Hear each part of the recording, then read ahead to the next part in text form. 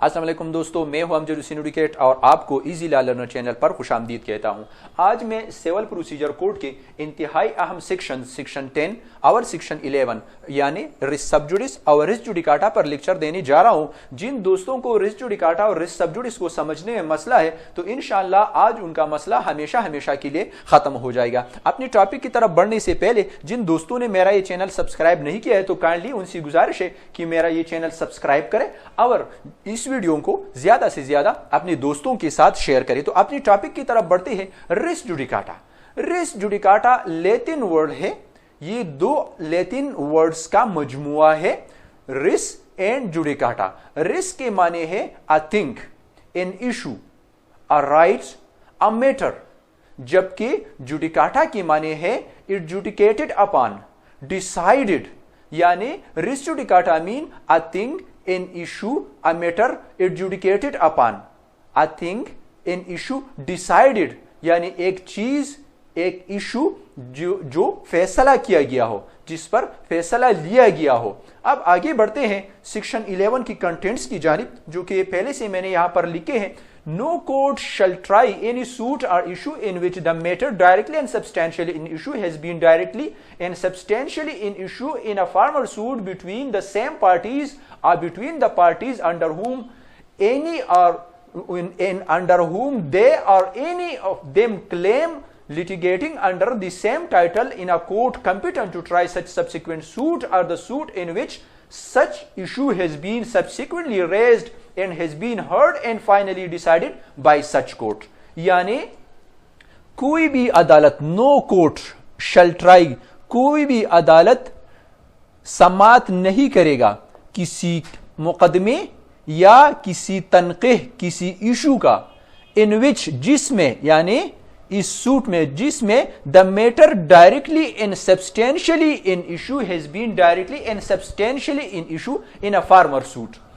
यानी कोई भी अदालत किसी मुकदमे या किसी इशू का समाअत नहीं करेगा जिसमें वो मैटर जो है वो हो डायरेक्टली एंड सब्सटेंशियली। डायरेक्टली के माने है बराह रास्त, जबकि सब्सटेंशियली के माने है एसेंशियली, यानी सब्सटेंशियली इज अ मैटर या a matter is substantially in issue if it is of importance and value for decision of the case। यानी वो मसला, वो तनक़ीह या वो तनाज़िया जो मुकदमे के फैसले के लिए इंतहाई अहम हो, जो गैर अहम या गैर मुताल्लिक़ा नहीं हो किसी मुकदमे के फैसले के लिए। आपको पता है कि मुकदमे में बहुत सी इश्यूज होते हैं, तो अब इसमें एक इशू जिसका मुकदमे के फैसले पर कोई असर नहीं पड़ेगा तो उसको हम सब्सटेंशियली इन इशू नहीं कहेंगे, और जब वो सब्सटेंशियली इन इशू नहीं होगा तो फिर रिस जुडिकाटा उस इशू को एप्लीकेबल नहीं होगा। तो आगे बढ़ते हैं। यानी जो इशू या जो सूट पेंडिंग है जिसमें जो matter directly and substantially in issue है, has been directly and substantially in issue in a farmer suit। यही इशू जो फार्मर सूट था उसमें भी directly and substantially in issue रह चुका है। फार्मर सूट की एक्सप्लेनेशन जो है और वजाहत जो है ये रिस जुडिकाटा की एक्सप्लेनेशन नंबर 1 में की गई है, वो मैं बाद में करूंगा।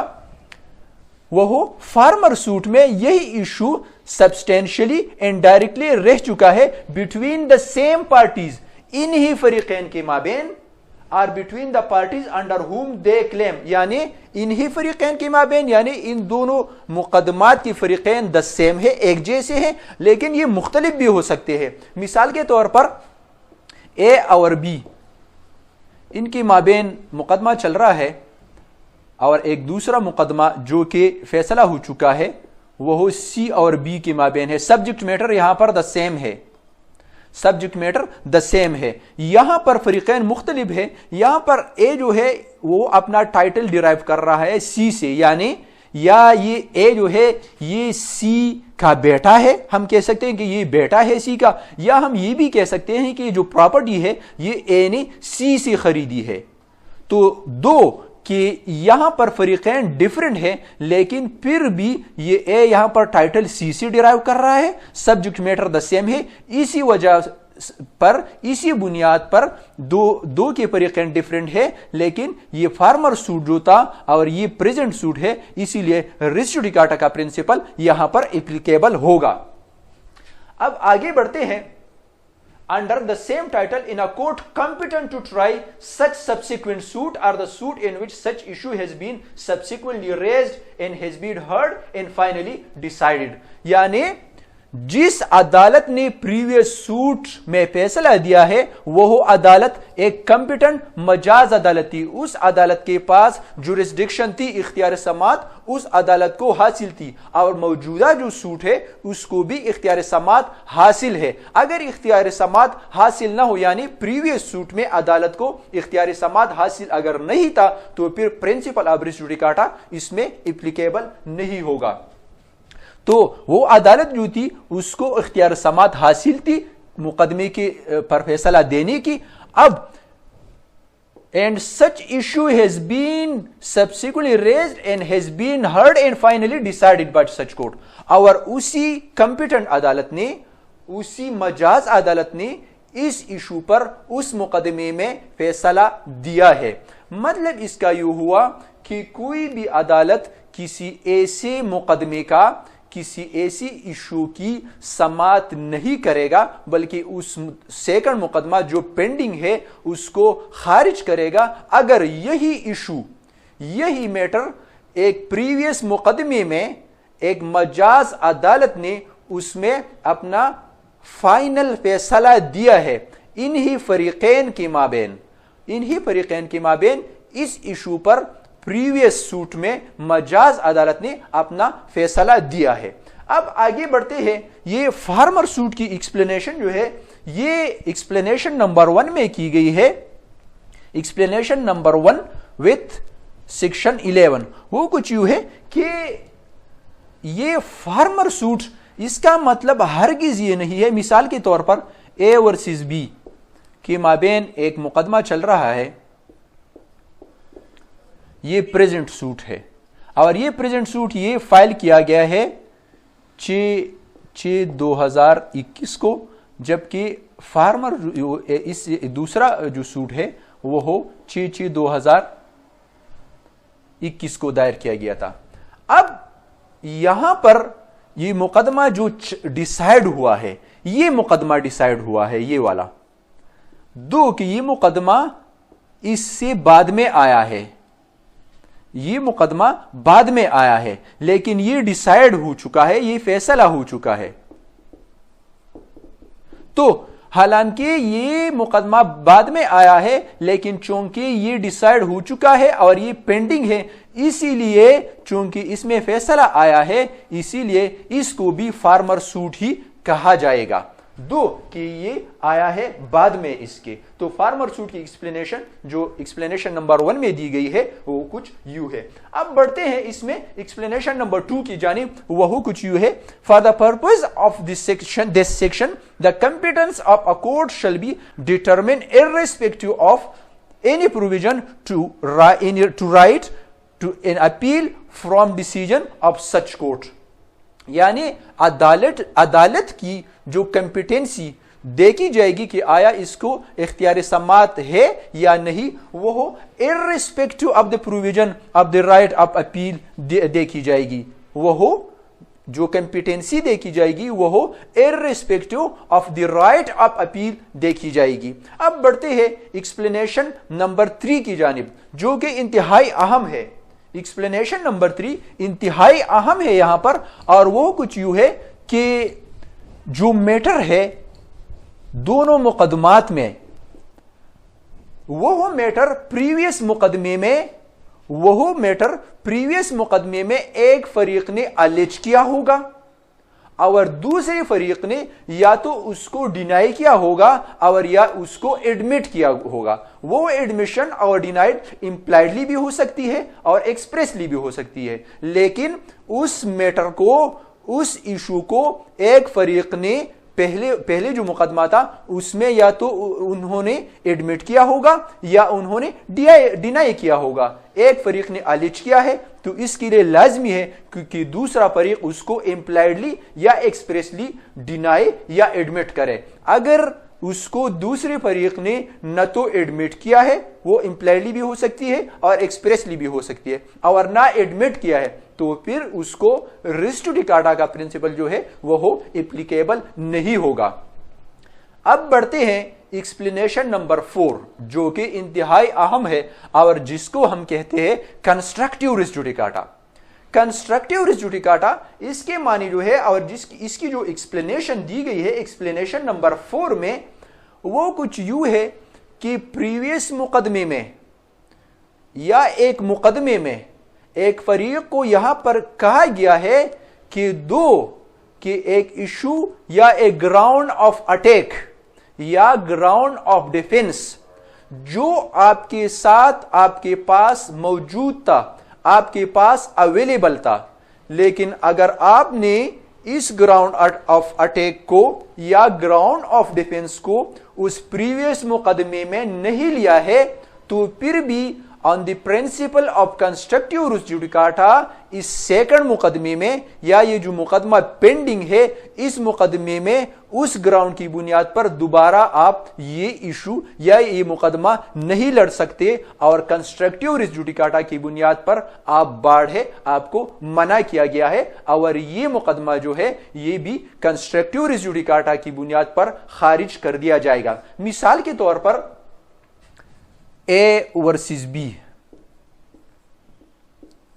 इनके माबेन एक मुकदमा चल रहा है, मनी सूट है इनके माबेन। ए ने बी के खिलाफ एक इकरारनामा एक डीड की बुनियाद पर यह मुकदमा दायर किया है और कहता है अपने मुकदमे में कि इस इकरारनामे की बुनियाद पर बी जो है वो मकरूज है ए का। अब मिसाल के तौर पर ए यहां पर यह मुकदमा हार जाता है। ए के पास बी का एक चेक भी है और इस चेक के जरिए ए ने वो रकम दी थी बी को। अब ए का ये मुकदमा खारिज हो जाता है और अब ए आता है दोबारा और यहां पर उस चेक की बुनियाद पर वही कर्जा क्लेम करता है, उस चेक की बुनियाद पर वही कर्जा क्लेम करता है। तो यहां पर ये चेक जो था ये उस वक्त भी ए के पास ये एविडेंस मौजूद थी, ये ग्राउंड ऑफ अटैक ए के पास मौजूद थी, चेक का जो ग्राउंड है ये अवेलेबल था उसको, इसीलिए ये subsequent suit constructive res judicata principle of constructive res judicata की बुनियाद पर भी ये भी बाढ़ है यहां पर। अब बढ़ते हैं एक्सप्लेनेशन नंबर 5 की जानिब। एक्सप्लेनेशन नंबर 5 जो है वो भी इंतहाई अहम है और जिसमें यह कहा गया है कि मिसाल के तौर पर एक दावा में आप एक रिलीफ क्लेम करते हैं और वो रिलीफ जो आप क्लेम करते हैं अदालत आपको ग्रांट नहीं करती, अदालत आपको ग्रांट नहीं करती, यानी ये डिक्री में या जजमेंट में ये जिक्र नहीं है, डिक्री में ये जिक्र नहीं है कि ये आपको ग्रांट किया गया है और ये भी जिक्र नहीं है कि ये आपको ये रिलीफ खारिज किया गया है। तो अगर ये जिक्र नहीं है कि ये ग्रांट की गई है तो ये तस्वुर किया जाएगा कि ये रिलीफ आपको नहीं दी गई है, यानी ये रिलीफ आपको रिफ्यूज कर दी गई है, यानी जो रिलीफ आपने मांगी है और डिक्री में आपको वो नहीं दी गई है तो ये तस्वुर किया जाएगा कि वो रिफ्यूज की गई है।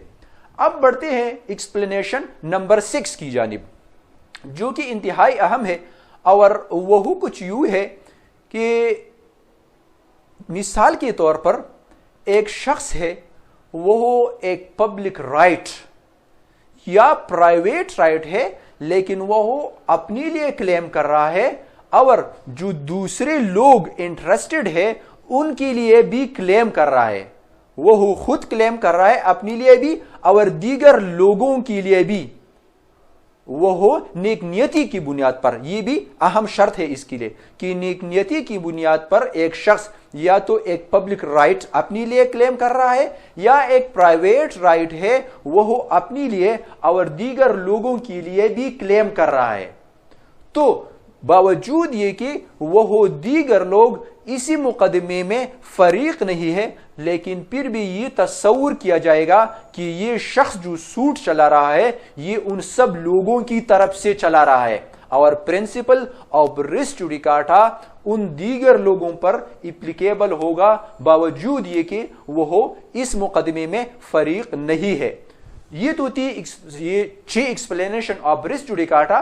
उम्मीद है आपको समझ आ गया होगा। अब बढ़ते हैं रिस सबजुडिस की जानिब।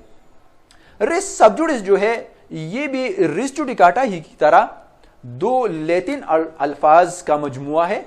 रिस जिसकी वजाहत मैंने ऑलरेडी की है। Sub judice mean pending, under consideration, which has not been decided, यानी अ थिंग पेंडिंग, एक चीज जो ज़ेर गवर हो, जिस पर फैसला नहीं किया गया हो। अब बढ़ते हैं सेक्शन 10 की कंटेंट्स की जानिब, और वो कुछ यूं है। Stay of suit, no court shall proceed with the trial of any suit in which the matter is in issue is also directly and substantially in issue in a previous instituted suit between the same parties or between parties under whom they or any of them claim litigating under the same title. Section 10 और Section 11 इनके जो words है, contents है, वो तकरीबन 70% the same ही है, लेकिन इसमें जो फर्क है वो पहले तो इसमें फर्क ये है कि रिस जुडिकाटा में एक सूट पेंडिंग है, एक सूट डिसाइड हो चुका है। यहां पर जो है दोनों सूट पेंडिंग है, दोनों सूट पेंडिंग है यहां पर रिस सबजुडिस में। दूसरा जो फर्क है कि रिस जुडिकाटा में अदालत को कहा गया है कि आपने इस सूट की समाअत नहीं करनी है, आपने इसको खारिज करना है, जबकि यहां पर रिस सबजुडिस में अदालत को कहा गया है कि आपने इसमें ये प्रीवियस जो सूट पेंडिंग है इसमें आपने बाद में जो सूट आया है उसको आपने स्टे करना है, आपने इसमें मजीद कार्रवाई नहीं करनी है, आपने आगे नहीं जाना है। नो कोर्ट शैल प्रोसीड, आगे नहीं जाना चाहिए विद द ट्रायल, एक मुकदमे की समाअत का, of any suit in which the matter is in issue is also directly and substantially in issue in a previously instituted suit। यानी अदालत को कहा गया है कि आपने एक ऐसे मुकदमे की समाअत में आगे नहीं जाना है, आपने उसको स्टे करना है जिसमें जो इशू इन्वॉल्व है ये डायरेक्टली एंड सब्सटेंशियली, इससे पहले जो पेंडिंग सूट है, जो पेंडिंग है, उस सूट में भी यही इशू है, यही इशू उस मुकदमे में भी है, इसी मुकदमे में भी है, दोनों मुकदमात में ये द सेम इशू है। इसीलिए आपको ये बाद में जो मुकदमा आया है इसको आपने स्टे करना है, इसमें आपने आगे नहीं जाना है। यहां पर मैं वाज़ेह करता चलूं कि रिस सबजुडिस है और ये रिस जुडिकाटा, दोनों में फरीकैन द सेम होंगे, दोनों में सब्जेक्ट मैटर द सेम ही होगा। लेकिन जिस तरह मैंने अर्ज किया यहां पर कि रिस जुडिकाटा में सूट को खारिज किया जाएगा, जबकि रिस सबजुडिस में बाद में जो सूट आया है उसको स्टे कर दिया जाएगा। बाकी जो कंटेंट्स है रिस सबजुडिस के, वो रिस जुडिकाटा के जो कंटेंट्स है मेरे ख्याल में वो 70% द सेम ही है, इसीलिए मेरे ख्याल में मजीद उसकी वजाहत की जरूरत नहीं पड़ेगी। So this was all about res judicata and res subjudice. Hope you like it. Don't forget to subscribe and share my channel. Thank you very much for watching and goodbye.